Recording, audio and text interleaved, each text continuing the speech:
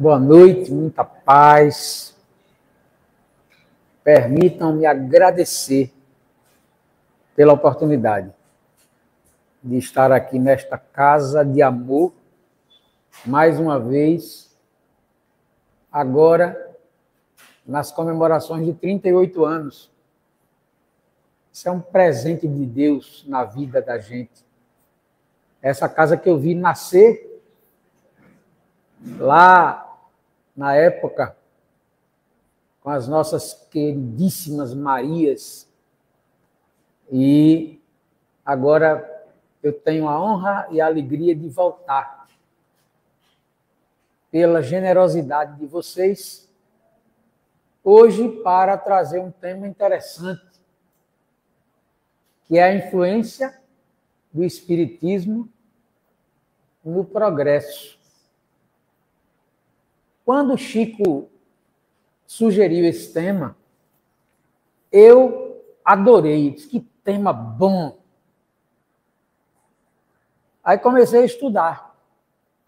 E quando eu comecei a estudar, eu vi que não era tão fácil, tão simples de falar como eu havia pensado quando li o tema. Por N razões. E aí, é claro, eu fui logo pesquisar na obra básica, no Livro dos Espíritos, aonde Allan Kardec teria tratado desse assunto. Ele tratou na Lei do Progresso, claro, que é uma daquelas 13 propostas por ele na terceira parte do Livro dos Espíritos. E aí, lá na questão 798 a 802, que são 5 questões, ele trata mais especificamente desse assunto. A influência do Espiritismo do progresso. Para a gente fazer essa análise, é preciso primeiro que a gente saiba o que é o Espiritismo e que a gente saiba o que é o progresso.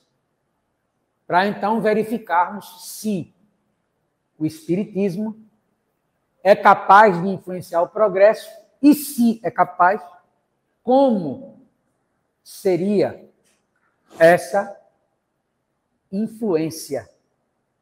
Bom, são 5 questões onde Allan Kardec trava aquele diálogo com os espíritos, como ele faz no livro todo.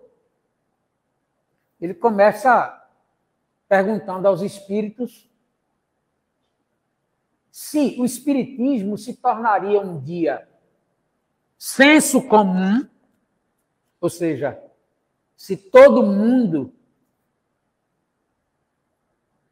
acreditaria um dia nos princípios do Espiritismo, ou se não, ou se o Espiritismo seria apenas senso para alguns, aceito por alguns, e não um senso comum, aceito por todos. Esse todos aqui é relativo, né? Sempre há exceção. Então, a Terra é redonda, isso é senso comum.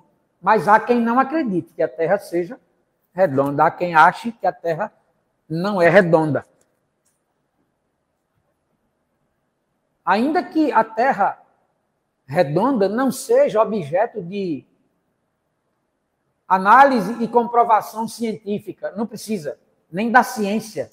Basta você se afastar da Terra e de longe você vai ver que ela é redonda. Mesmo assim, há pessoas que não acreditam que a Terra é redonda. E está tudo bem, você acredita no que você quiser. Então, mesmo que uma determinada questão seja senso comum,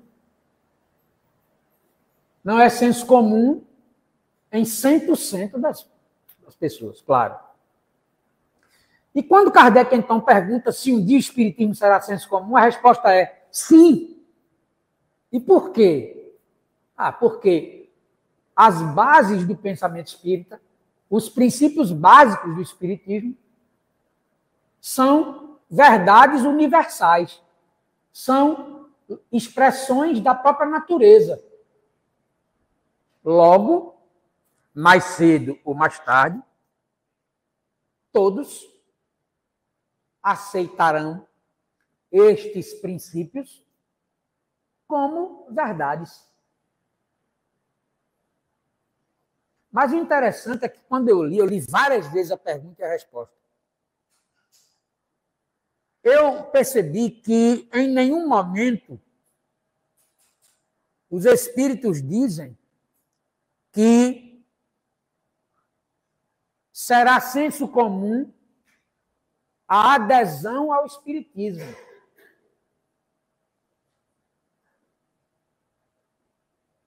Isso é muito interessante. Uma coisa é a doutrina espírita enquanto instituição. Uma coisa é o espiritismo instituído. Ou seja, uma coisa é o espiritismo envolvido por um movimento espírita. Outra coisa são os princípios do espiritismo. Os princípios do espiritismo não são criações do espiritismo, nem, portanto, propriedades do espiritismo. Muito pelo contrário, os princípios do espiritismo são verdades universais, ou seja, sempre existiram. Eu sempre relaciono 5. Tem quem coloque 6, há até quem coloque 7 princípios básicos. Eu coloco 5 princípios. A essência de Deus, a imortalidade da alma, a comunicabilidade do espírito, a pluralidade das existências, que é a reencarnação, e a pluralidade dos mundos habitados. 5 princípios, tem gente que diz, não, mas tem lei de evolução, está incluída na pluralidade das existências. Estes 5 princípios básicos não foi o espiritismo que criou.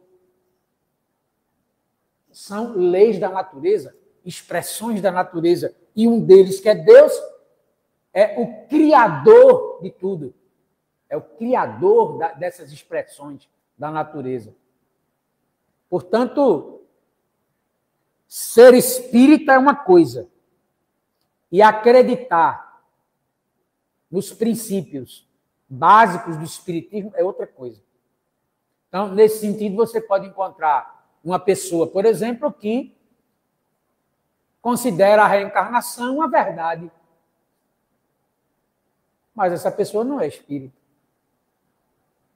Eu encontro uma pessoa que acredita em Deus.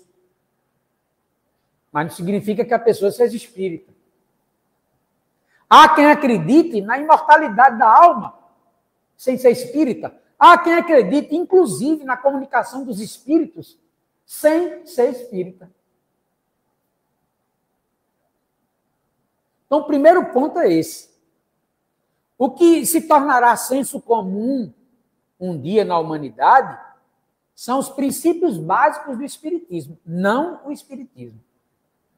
Aí já derruba aquela coisa de alguns espíritas acharem que no futuro todo mundo será espírita. Isso é um absurdo. Porque, nesse sentido, ser espírita é acreditar não somente nos princípios básicos, mas em toda a estrutura científica, filosófica do espiritismo. Então, a questão de afinidade, de fórum íntimo, de crença, nem todo mundo tem afinidade com o espiritismo, porque trata-se de uma doutrina, digamos assim, de um conjunto cuja relação das partes tem um entendimento próprio, uma inteligência própria, uma lógica própria. Por isso, Espiritismo é uma expressão do conhecimento humano que pode ajudar o indivíduo a ser uma pessoa melhor. Ah, mas isso as outras religiões também fazem. Um bom católico, ele aproveita a sua religião para se tornar uma pessoa melhor. Um bom evangélico também. Por isso, todas as religiões são ótimas, desde que elas sirvam para tornar a pessoa uma pessoa melhor. Caso contrário, não passará de uma mera crença em princípios, em dogmas, em leis, seja no que for, em verdades, em informações, mas não passará disso, de uma crença. Nesse sentido, há ótimos católicos e péssimos católicos, ótimos espíritas e péssimos espíritas. A gente conversava agora há pouco, espiritismo é maravilhoso, já nós espíritas, nem tanto. Nem tanto assim. Então, olha o que essa primeira questão já trouxe para a gente. Um dia a reencarnação, que é a pedra angular do espiritismo, um dia a reencarnação se tornará senso comum? Sim, não é porque o espiritismo explicou melhor a reencarnação, não é por isso. É porque, sendo a reencarnação uma lei da natureza, ela se impõe naturalmente. A própria força da verdade se impõe. Não há como vencer a força da verdade. Por isso que a reencarnação se tornará senso comum um dia. No entanto, haverá pessoas que, ainda assim, não acreditarão na reencarnação. Senso comum aqui é digamos, é grosso modo, digamos assim, né? Haverá quem não acredite na reencarnação, assim como hoje há pessoas que não acreditam na reencarnação, mesmo ainda que a reencarnação seja uma verdade universal. Olha, observa bem. Mesmo a reencarnação sendo uma verdade universal, cuja crença é milenar, então os povos orientais já tratam de reencarnação, já conhecem, já estudam, já entendem a reencarnação há milênios. No Ocidente é recente.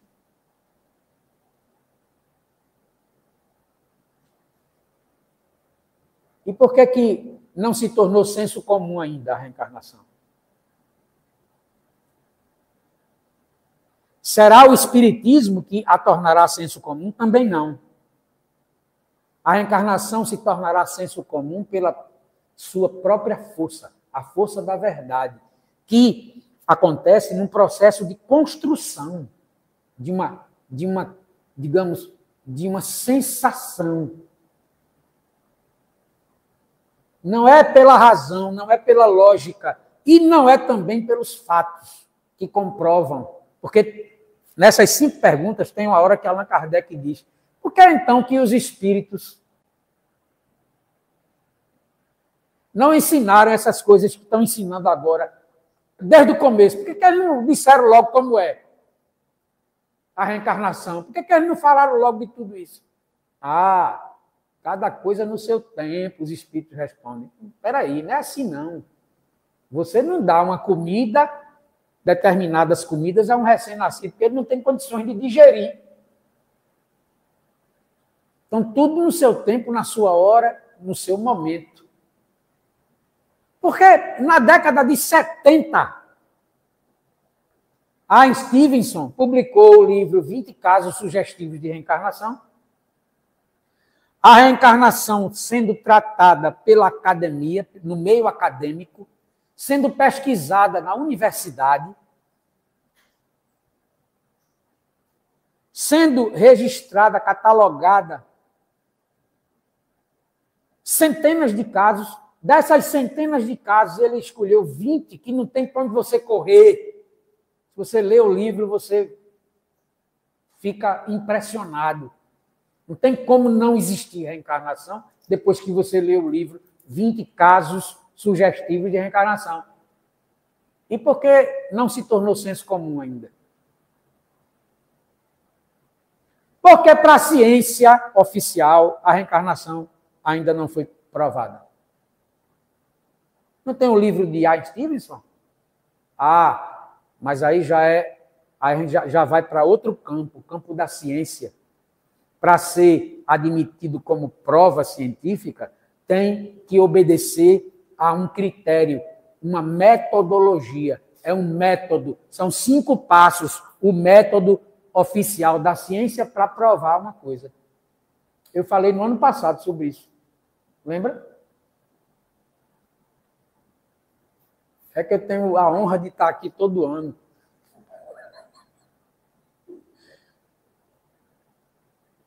E uma dessas fases da metodologia da ciência é o controle. Você tem que ter o controle do fenômeno, senão você não pode provar. Eita, aí já complicou, porque você não pode controlar a comunicação dos espíritos, porque você pode ter 10 médiums aqui. Se não tiver espírito, não tem comunicação. Para ter uma comunicação espiritual, tem que ter 2 vontades. A vontade de quem recebe e a vontade de quem transmite. Se tiver um para transmitir e não tiver um para receber, não tem comunicação. Se tiver um para receber e não tiver ninguém para transmitir, também não tem mediunidade, não tem comunicação. Como é que você vai controlar isso? Como é que você vai garantir que um espírito vai estar aqui amanhã, às 10 horas da manhã, porque a gente quer fazer uma pesquisa, assim, não tem. E se ele não tiver? Esse é um dos motivos pelos quais Allan Kardec condena a prática da mediunidade com fins lucrativos. Por quê? Porque se você recebe, você tem que prestar conta do serviço que você recebeu. E se não tiver espírito na hora? Como é que você vai prestar o serviço? Como é que você vai prestar o serviço? A tendência é, se você não tiver um caráter muito reto, você vai inventar alguma coisa que é para o cliente não pegar o dinheiro de volta e você ficar desacreditado. É preciso ter uma ética comportamental muito certa para você dizer, ó, meu irmão, tome seu dinheiro aqui, porque infelizmente não chegou ninguém aqui para dizer, para informar, não tem espírito aqui. Então, infelizmente, você vai voltar, né? Provavelmente aquele cliente não vai voltar mais, ele vai perder o cliente, né? Então, não dá. Para controlar, é um dos passos da metodologia, por isso que não provou. Vai provar? Vai. Por que vai? Não é porque o espiritismo vai provar, não. Porque dentro dos padrões da metodologia científica atual, não há prova. Não há prova. Nem para Deus. Para Deus é complicado, né? Para Deus aí a gente já sai dessa lógica aqui, vai para outra lógica, porque Deus não existe. Deus é. Né? Porque para existir, você tem que estar inserido no espaço e no tempo. Tudo que existe, este celular está ocupando um espaço e um tempo. Qual é o tempo desse celular? É o tempo de que começou, quando ele foi fabricado, e o tempo que ele vai se acabar. Tudo tem um tempo, né? Tudo tem um começo, meio e um fim. Então, ele está inserido num tempo e num espaço, está ocupando um espaço. Tudo que existe pode ser provado. Por quê? Porque tem um tempo e um espaço para você provar. Deus não está nem no tempo nem no espaço. E aí não tem como provar Deus. Aí Deus não se prova. Então, se for esperar a prova da existência de Deus, vai morrer e não vai chegar, porque Deus não se prova. Claro, como é que o menor pode provar o maior? Como é que a parte pode provar o todo? Como é que o relativo pode provar o absoluto? Como é que o imperfeito pode provar o perfeito? Tem como, né? Então, Deus não se prova. Deus é. Como assim? Só é ler o Livro dos Espíritos, você vai ter uma ideia dessa lógica louca, que é Deus não existe, Deus é. Como assim? Aí a gente que é muito limitado, a gente observa pelo efeito. O efeito expressa uma inteligência tão extraordinária, tão profunda, tão complexa, que não há como você não imaginar que haja uma força maior, poderosa, inteligente, que está em tudo, ao mesmo tempo, e que aí você dê o nome que você quiser. Dizem, destruindo o materialismo. Aí a gente tem que conceituar as coisas para não entender errado. Eu falei que a gente tem que conceituar aqui espiritismo, tem que conceituar progresso, e agora a gente vai ter que conceituar materialismo. O que é materialismo? Materialismo, ismo é um sufixo grego, né?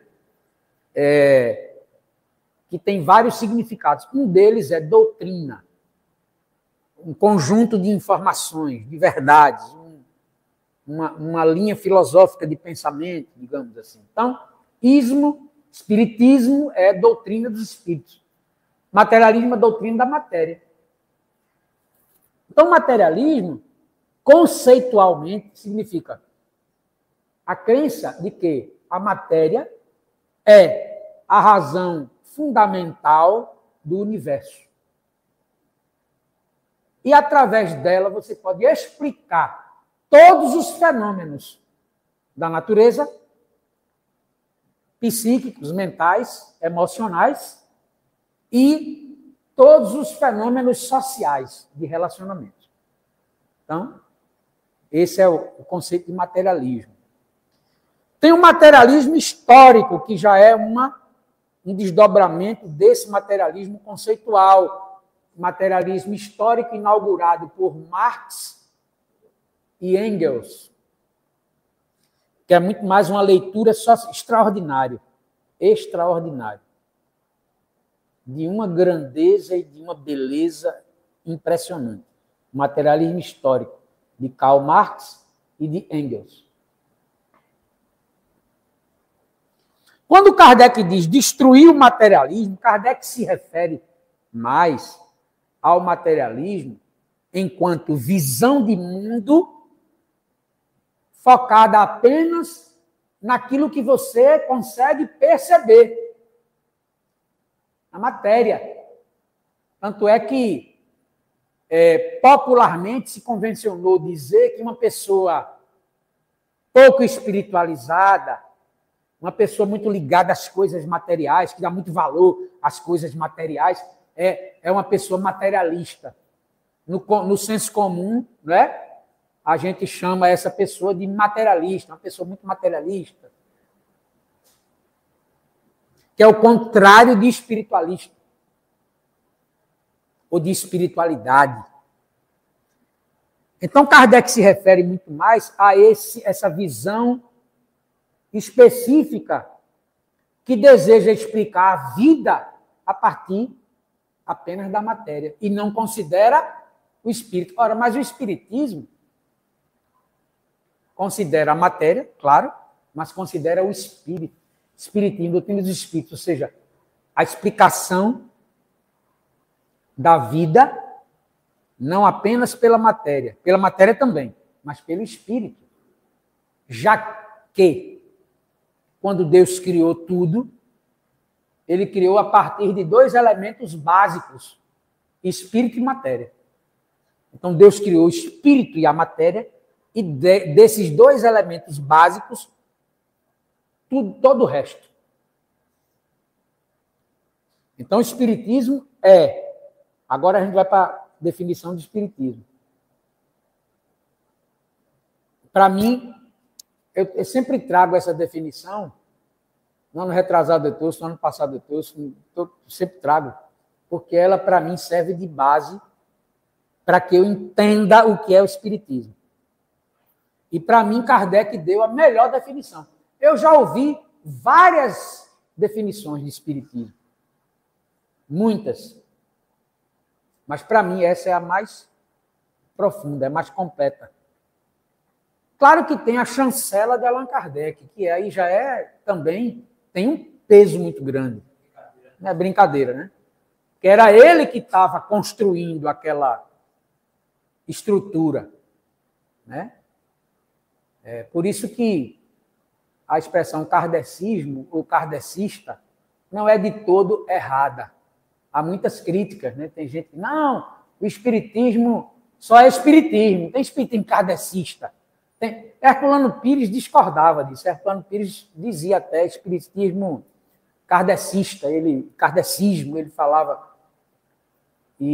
Porque ele dizia que, embora a base do pensamento espírita não fosse de Kardec, fosse revelações dos espíritos, dessas verdades universais, Deus, a encarnação, a imortalidade da alma, a comunicação dos espíritos e pluralidade dos mundos habitados, 5 princípios. Então, isso não é criação de Kardec, isso foi revelado pelos espíritos. Não revelado no sentido de trazer uma coisa nova, não tem novidade nenhuma aí. Todos esses 5 princípios sempre foram vistos pela humanidade, né? A gente falou aqui que a reencarnação, no mundo oriental, tem milênios, né, de conhecimento. Então, não era novidade nenhuma que os espíritos vinham trazer. Eles apenas traziam aplicando uma configuração diferente, uma lógica com nuances diferentes. Então, a reencarnação nunca foi explicada como o espiritismo explica, até o surgimento da doutrina espírita. Então, por exemplo, na lógica oriental tem o karma, que faz parte do entendimento da reencarnação dos orientais. Já o karma não existe no espiritismo.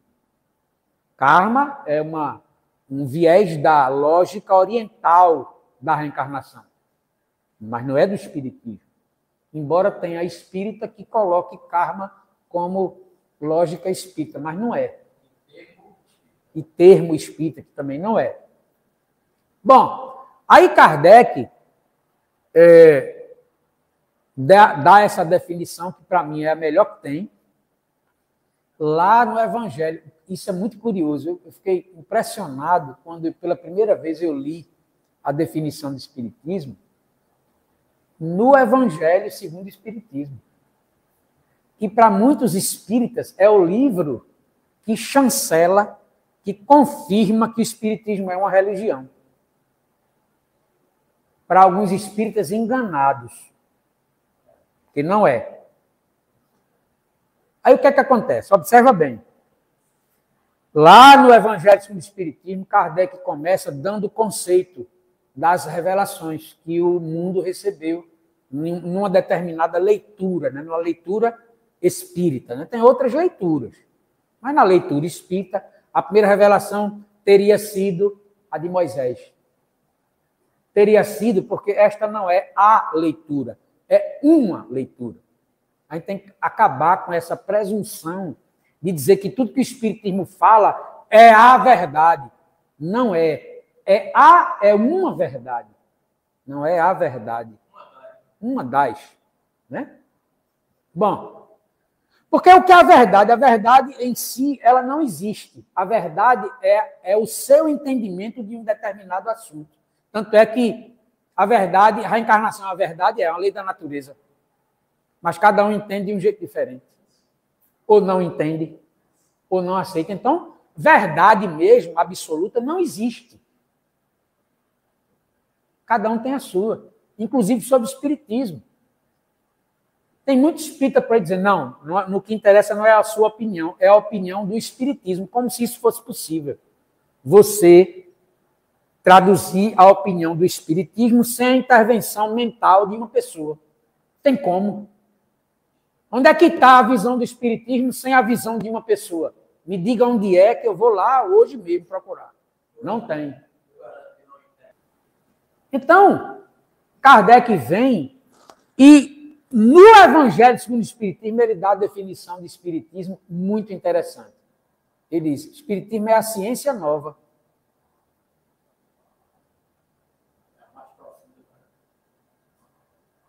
Nem para mim, nem precisava continuar. Para mim, já bastava parar aí. O Espiritismo é a ciência nova. Observe uma coisa. Veja bem. Quando Kardec, na questão 798, pergunta se o Espiritismo se tornará senso comum, ele não estava se referindo ao Espiritismo enquanto religião. Até porque para ele nunca foi. Nem como uma doutrina ainda. Porque, veja, ele estava ainda construindo o primeiro livro, ele ainda estava em fase de elaboração. Isso foi o quê? Em 54, 55, 56? Que ele fez essas perguntas. Olha que interessante. Ele estava se referindo aos princípios universais que baseiam o Espiritismo. Isto será senso comum? Aí sim. Não enquanto um conjunto de ideias instituídas, institucionalizadas. Ele não estava se referindo a uma instituição. Ele estava se referindo a ideias. Por isso, mesmo no terceiro livro, que o Evangelho é o terceiro, né? Ele poderia ter dito diferente, mas ele disse: o Espiritismo é a ciência nova, que vem demonstrar aos homens, por meio de provas irrecusáveis, a existência e a natureza do mundo espiritual, bem como as suas relações com o mundo corporal. É a definição mais completa para mim. Observe bem. Que vem provar, que vem demonstrar através de provas irrecusáveis, provas dentro daquela perspectiva da ciência da época. Não é prova para hoje, para a ciência de hoje. Não é. Da época. Ainda assim, a academia, o meio acadêmico da época, não aceitou. Claro, nesse caso, o Espiritismo não está inserido no campo das ciências naturais, nem das ciências exatas. O Espiritismo está inserido no campo das ciências sociais. Qual é o objeto de estudo das ciências sociais? O homem. Qual é o objeto de estudo das ciências sociais espíritas?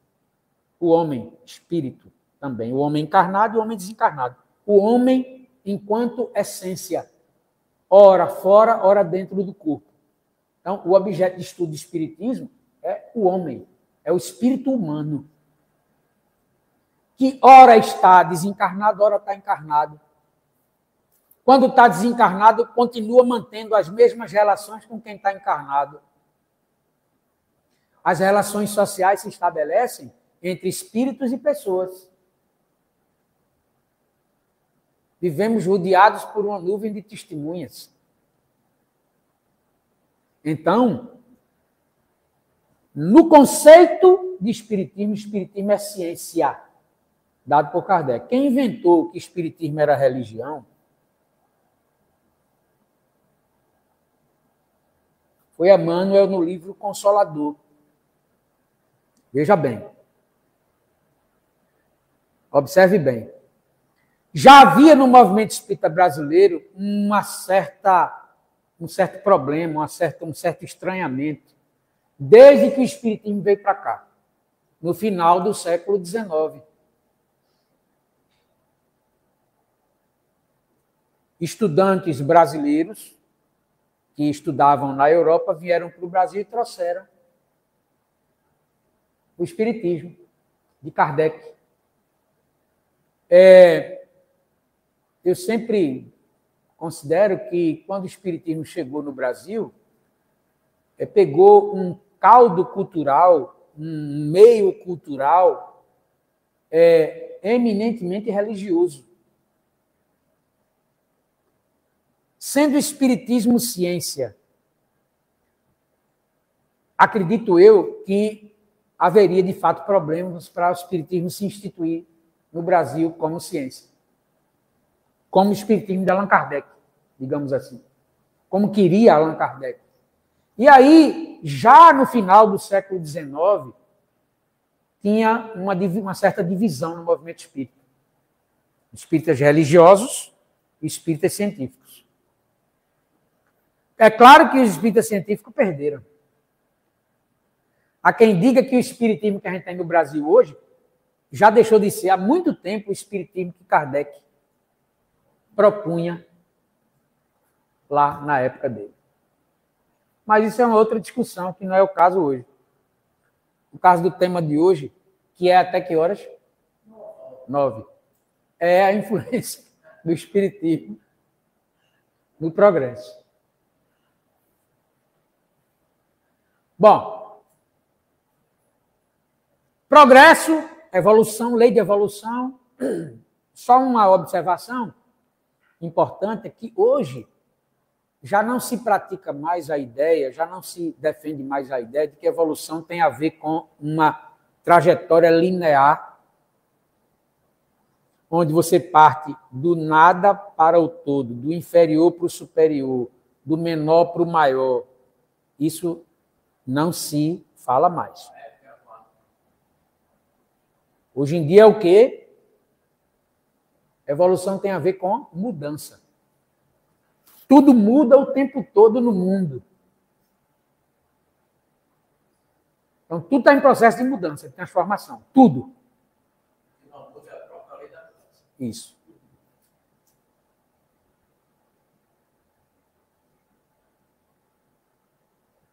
O que é evoluir para a gente? É mudar. É a mudança. Mudança no sentido funcional. Então, mudança de pensamentos, de atitudes, cada vez mais funcionais. Esse é o sentido da evolução. Esse negócio de certo e errado, de bem e mal, isso está ultrapassado. Não tem mais isso. Não tem mais mal, por exemplo. Acabou. O mal não existe mais. O mal já caiu há muito tempo. Porque assim como a lógica do mal e do bem é assim, o bem existe, o mal não. É aquela comparação tradicional da física, né? O frio não existe. O calor existe. O que é frio? É a ausência de calor. Frio não existe. Escuridão não existe. A luz existe. Escuridão é a ausência de luz. Então, o mal não existe. O mal é a ausência do bem. Então, o que é o mal? Fazer o mal. Na realidade, Sócrates, por isso que Kardec traz Sócrates como precursor do espiritismo, do cristianismo. Sócrates já dizia, ninguém faz o mal com consciência de que está fazendo o mal. Na verdade, a pessoa, quando faz o mal, dizia Sócrates, ela pensa que está fazendo uma coisa boa em seu benefício. Claro que há um certo estranhamento nesse conceito. Porque, às vezes, você está fazendo uma coisa errada, isso a gente sabe, né? E sabe que está fazendo uma coisa errada e faz. Mesmo sabendo que está errado. Mesmo sabendo que pode dar bronca. Mesmo sabendo que pode trazer problema. A gente continua fazendo. Não é? Então, tem uma consciência de que está fazendo mal? Tem. Mas Sócrates, acredito eu, dizia numa perspectiva mais ampla.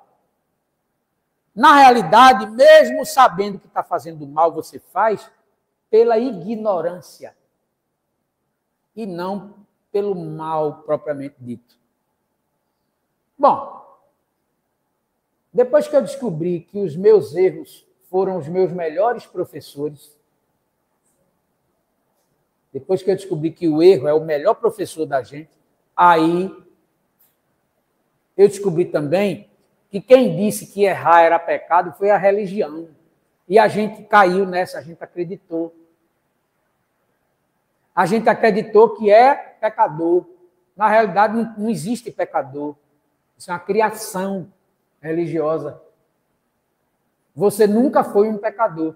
Você sempre foi um espírito em processo de mudança, portanto, no processo evolutivo, que é inexorável, inevitável. E nesse processo de mudança, o erro e o acerto faz parte do processo de aprendizado. Eu só aprendi a andar depois que eu levei umas quedas. Eu só aprendi a falar depois que eu errei várias vezes. Ainda estou aprendendo.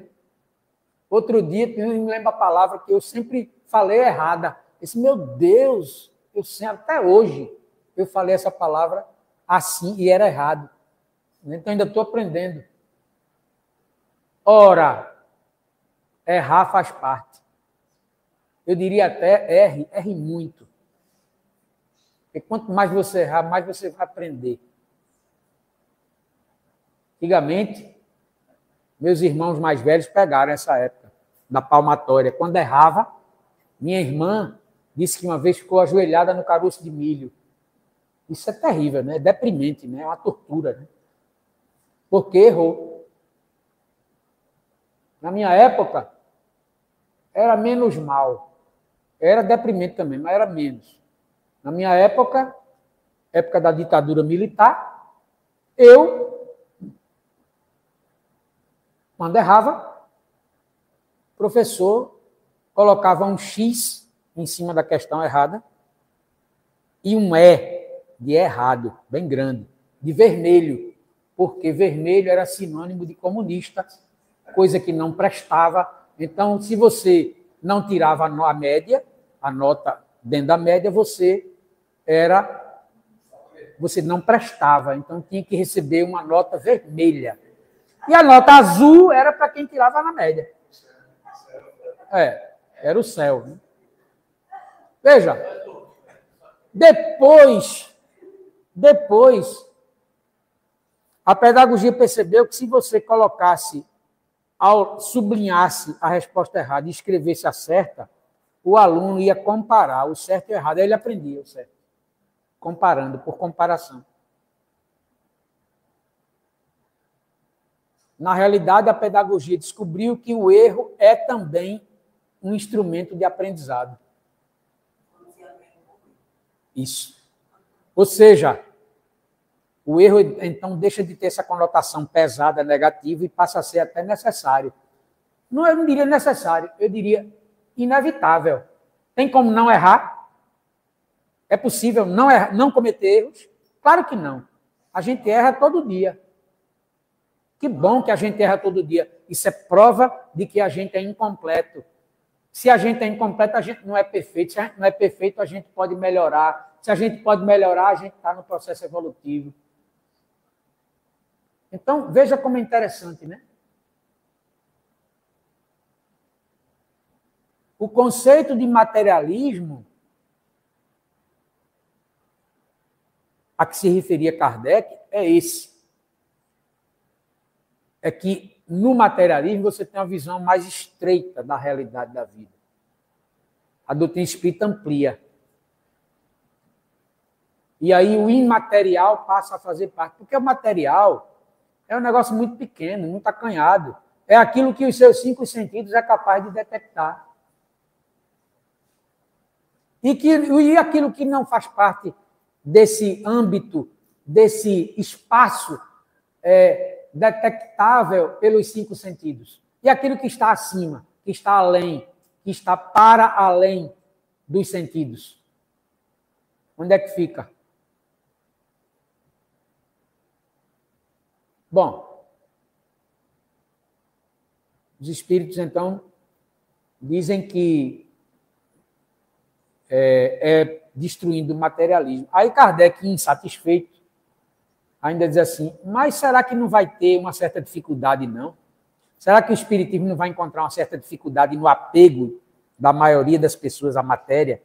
Essa visão, essa vida materialista não será um impedimento para que o espiritismo se torne senso comum? Ele diz, não, porque, veja bem, a evolução é um processo de mudança permanente. Então, um dia, você vai chegar no entendimento do senso, daquilo que é senso comum, pela própria natureza verdadeira daquilo que se coloca, daquilo que se tem. Aí Allan Kardec ainda vai mais além, diz assim,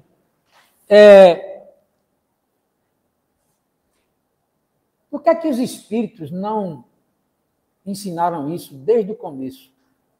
Desde sempre? Por que deixou para... Aí ele, na outra pergunta, ele ainda diz assim, e por que é que não acontece coisa extraordinária logo, impactante logo, para provar logo de uma vez? Tipo, lá no Marco Zero, no Carnaval, desce um disco voador, em pleno Carnaval, no Marco Zero, e o ET desce do disco voador e fala com todo mundo. Por que é que isso não acontece?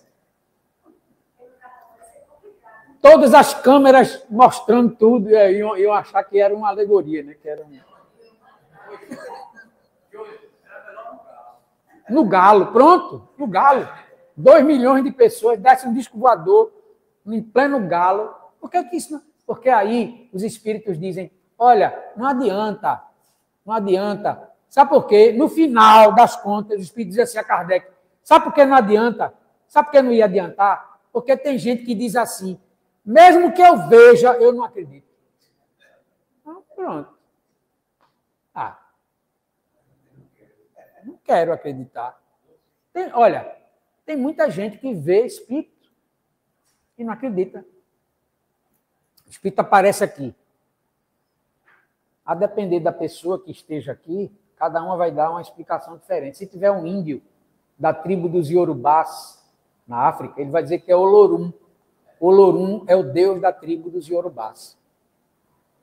Se tiver um materialista, ele vai dizer, não, isso é uma ilusão de ótica, isso é uma alucinação. Se tiver um espírito, ele pode dizer, é um espírito. Se tiver um místico, ele vai dizer, é o demônio ou o Espírito Santo, vai depender da forma, né, que apareça. O fenômeno é exatamente o mesmo. Para todo mundo ver, mas cada um vai fazer a leitura cognitiva de acordo com a sua representação mental. Só que tem uma notícia para vocês. A gente não vive na realidade da vida, a gente vive na representação mental que a gente faz da vida. Por isso, cuide dos seus pensamentos, de suas emoções e de suas atitudes, porque na realidade, você não vive no mundo real, você vive naquilo que você cria na sua mente sobre o mundo. Por exemplo, uma pessoa tem tudo, está com saúde, não falta nada material, não aconteceu nada grave, está tudo tranquilo, não perdeu nenhum ente querido, não perdeu o emprego, não perdeu o relacionamento, não descobriu que está com câncer, nada, está tudo tranquilo. E a pessoa está angustiada. E outra tem uma vida desgraçada. É uma tragédia. E o cara está rindo. Está feliz. Exatamente. Conheço essa música e ela é sobre isso. Exatamente. A mulher do patrão rica, tal, e lá, depressiva, e a mulher dele lá na lida, né? Feliz da vida, com a simplicidade das coisas que tinha. Então, daquela pessoa grata, que é grata pelo que tem. O foco da pessoa grata é no que ela tem. E o foco da pessoa ingrata é no que ela não tem. Ela foca na falta. O outro foca no que tem, né? Era. É lindo. É linda essa música. É um shot lindo. Lindo. Então, a hora chegou, né? É claro que há muito o que se falar sobre a influência do espiritismo no progresso, mas vocês imaginem, para terminar, imagina quando a reencarnação for senso comum. O impacto social. Por exemplo, qualquer tipo de preconceito não tem o menor sentido com a reencarnação. Tem? Preconceito racial não tem. Porque você pode reencarnar em qualquer lugar, pode ter a cor da pele diferente, pode reencarnar homem, mulher, e o preconceito de gênero também não tem o menor sentido. Então, com a reencarnação, o preconceito não tem o menor... Imagina o impacto social quando a reencarnação for senso comum. Né? Quando os ETs forem senso comum, porque qualquer dia desse vai ser. Qualquer dia desse vai ser, não tem para onde correr. Qualquer dia desse vai ser. Quando o espírito, hoje, a neurociência, já admite, até algum tempo atrás, era cérebro, agora já é cérebro e mente. Cérebro e mente já são duas coisas diferentes agora. Já não é mais a mesma coisa. Eles só não descobriram ainda, vão descobrir. Vão descobrir. Onde se localiza a mente? O grande desafio da neurociência hoje é esse. Onde está a mente humana? O cérebro já se sabe. Já se sabe no cérebro até onde é a área da resiliência, a área da empatia, a área da... A neuromodulação hoje vai estimular. Estimula aí a área da resiliência, aí estimula. Impulsos eletromagnéticos para estimular a empatia. Quem faz isso de maneira magistral é a meditação. Se você inserir a meditação como uma prática na sua vida, como um hábito, você vai mudar a sua vida. A meditação ela tem esse poder de fazer isso. Então, hoje a meditação está sendo colocada lá em cima pela neurociência.